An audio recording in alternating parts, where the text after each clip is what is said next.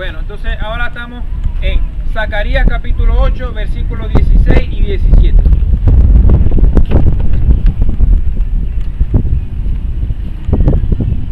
Zacarías capítulo 8, versículos 16 y 17. Dice: estas son las cosas que habéis de hacer. Hablad verdad cada cual con su prójimo. Juzgad según la verdad, y lo conducente a la paz en vuestras puertas. Y lo conducente a la paz en vuestras puertas. Amén. Amén. Cuando tú le dices, yo voy a abrir la puerta a mi hermano, ¿verdad? O sea, está dejando entrar. ¿La puerta qué quiere decir? O sea, el conocimiento, ¿verdad?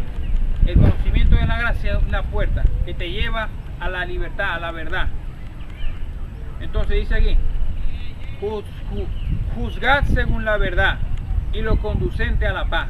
Lo que te lleva a la paz es la gracia de Dios. La ley no te lleva a la paz, te lleva al camino no bueno. ¿Por qué? Porque ya Dios abolió toda la ley, porque nadie, ni aun nosotros mismos podemos cumplir la ley. La cumplió fue Jesús de Nazaret, para después en Jesucristo resucitado abolirla y nosotros poder entrar juntamente con Cristo. ¿En dónde? En la gracia de Dios. ¿Cuál es la gracia de Dios? Amarás a tu prójimo como a ti mismo. Y en esta sentencia se cumple toda la ley. Amén. Entonces,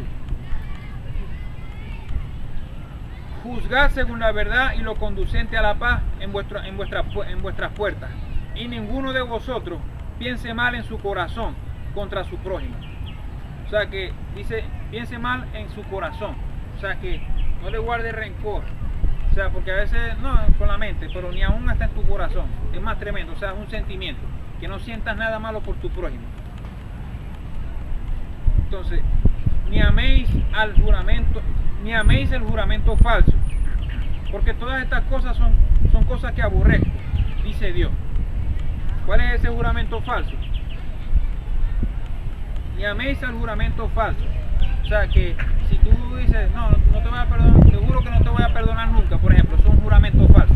Porque si Dios te perdonó, tú de la misma manera tienes que perdonar, ¿verdad? Amén. No, Padre. Entonces, no améis el juramento falso. ¿Por qué? Porque eso es ser egoísta contigo mismo. Tienes que amar a tu prójimo como a ti mismo.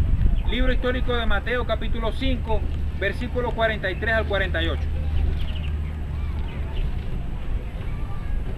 Entonces aquí estaba Dios en Jesús de Nazaret, ¿verdad? En los días de su carne. Libro histórico de Mateo, capítulo 5, versículos 43 al 48. Dice así: oísteis que fue dicho, amarás a tu prójimo y aborrecerás a tu enemigo. Pero yo os digo, ¿quién dice en este momento?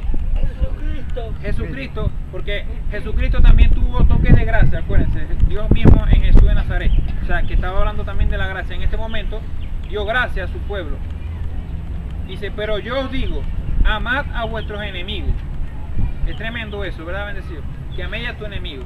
Eso es increíble. Eso es algo que al cuerpo o a la mentalidad almática es difícil. O sea, si a veces no amáis muy bien a tu familiar, ¿cómo vas a amar a tu enemigo, verdad?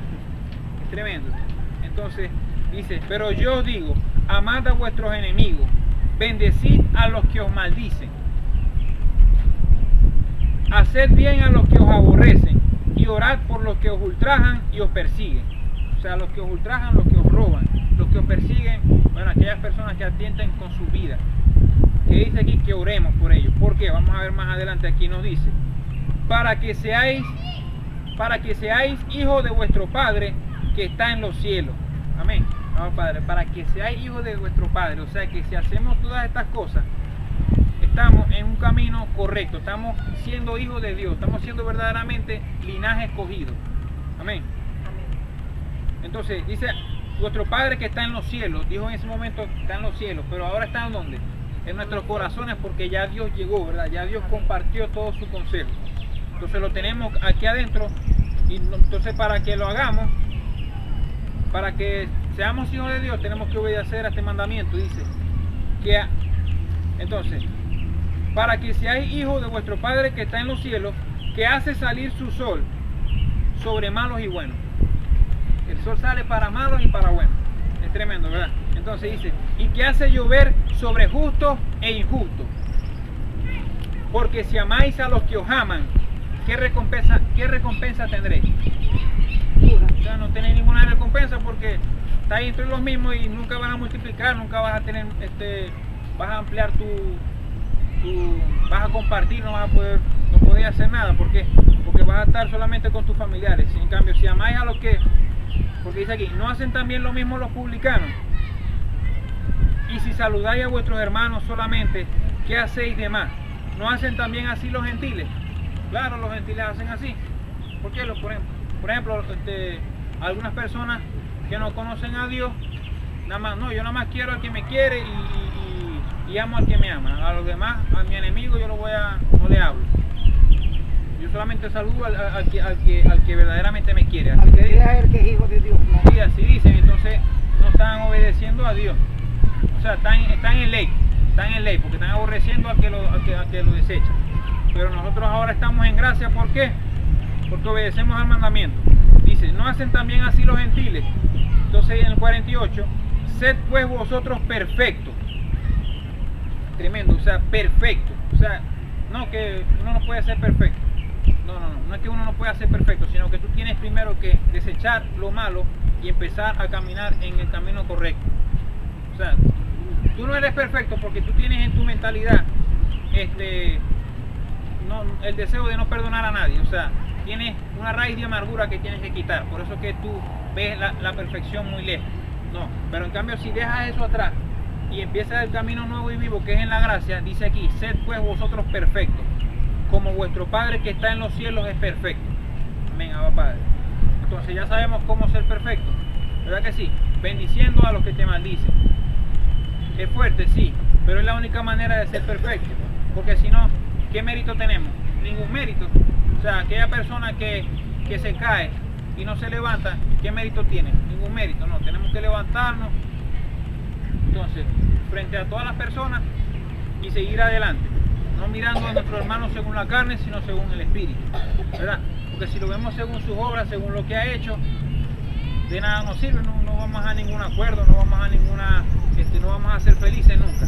En cambio, si miramos más allá y vemos que tiene un valor muy grande, ¿verdad? Que puede multiplicar esta palabra de Dios, que puede ser olor fragante a Dios. ¿Por qué? Porque cuando él agradece a Dios, cuando él hace oración a Dios, eso es para Dios un agradecimiento, una alegría para Dios. Y para ti, de la misma manera. Libro histórico de Mateo, capítulo 19, versículo 19.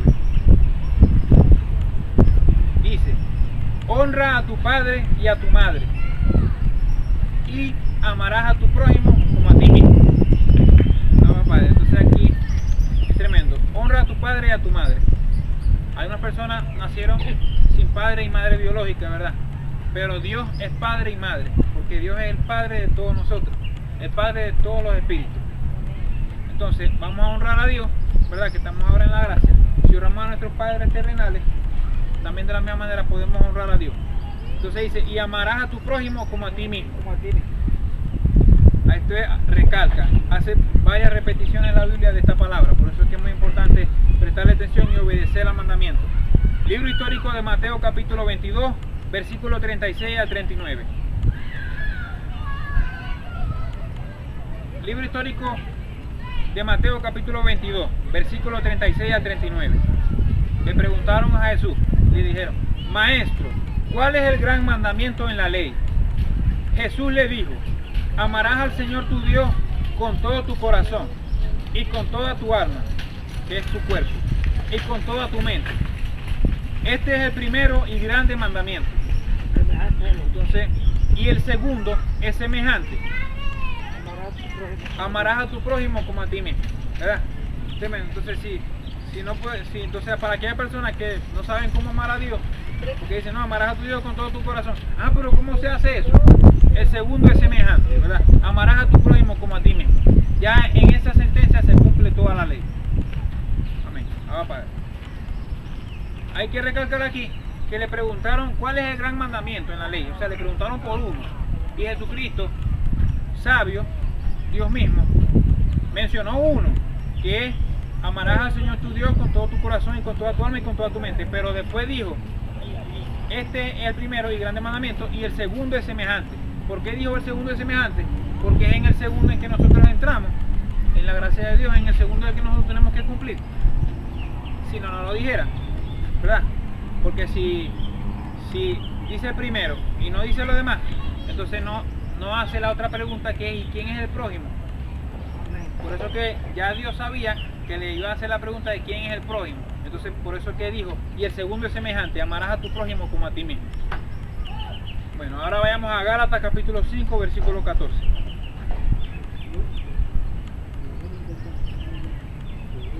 Dice, porque toda la ley en esta sola palabra se cumple, amarás a tu prójimo como a ti mismo, como ya hemos dicho antes.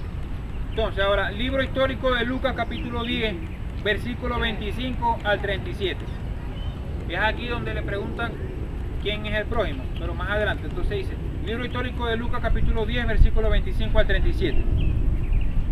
Y he aquí un intérprete de la ley se levantó y dijo para probarle, o sea, él si quisiera no le hubiera dicho nada, pero lo dijo para probarlo, para ver quién era. Estaba hablando a Jesús de Nazaret. Y aquí un intérprete de la ley se levantó y dijo para probarle a Dios en Jesús de Nazaret, porque era Dios en Jesús de Nazaret. Entonces dice, maestro, ¿haciendo qué cosa heredaré la vida eterna? ¿Haciendo qué cosa heredaré la vida eterna? Él le dijo, ¿qué está escrito en la ley? ¿Cómo lees?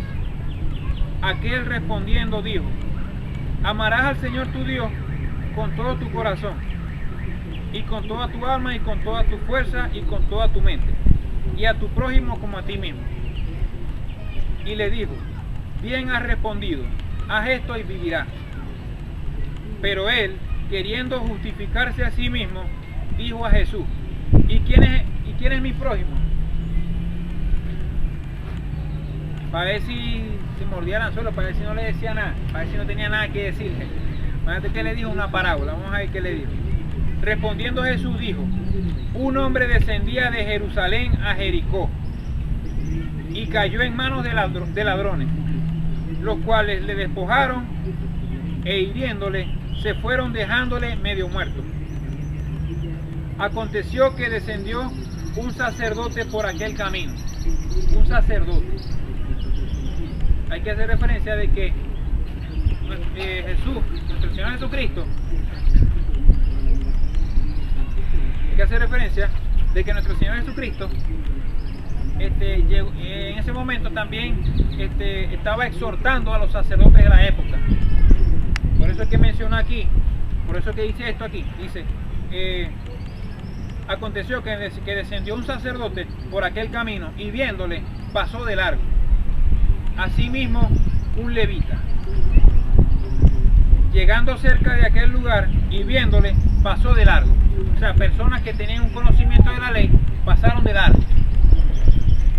Que se llamaban piadosos a sí mismos. Según su propio criterio se llamaban piadosos, pasaron de largo. O sea, lo vieron una situación en que estaba, pero pasaron de largo. Entonces dice, pero un samaritano que iba de camino vino cerca de él y viéndole fue movido a misericordia. Acordémonos que el samaritano en aquel tiempo, y aún hasta ahora, ¿no? Pero en aquel tiempo el samaritano era enemigo de los judíos. Estaban en división. ¿Por qué? Porque habían peleado, habían estado en mucha en discordia. Entonces era prohibido que un samaritano le prestara ayuda a un judío, y de la misma manera un judío a un samaritano. Entonces, pero un samaritano que iba de camino vino cerca de él y viéndole fue movido a misericordia, y acercándose vendó sus heridas echándole aceite y vino. O sea, le echó lo más caro de la época, el aceite y el vino, y poniéndole en su cabalgadura lo llevó al mesón y cuidó de él. Abba Padre,